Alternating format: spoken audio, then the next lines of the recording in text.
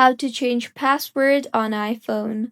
Hello everyone, I am Bishaka and welcome to our channel. Now let's get right into the tutorial. Firstly, go ahead and launch the settings application on your device, and now scroll down and you will see the option for Face ID and passcode. Tap on that and then you will be required to enter your password. So go ahead and enter your iPhone's passcode first, and now in the interface that you will be led to, scroll down and you will see the option for change passcode.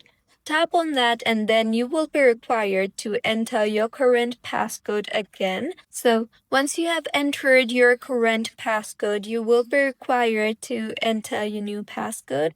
You can also tap on the passcode options you see there at the bottom and choose if you want your passcode to be a 4-digit numeric code or a 6-digit numeric code or a custom numeric code or a custom alphanumeric code.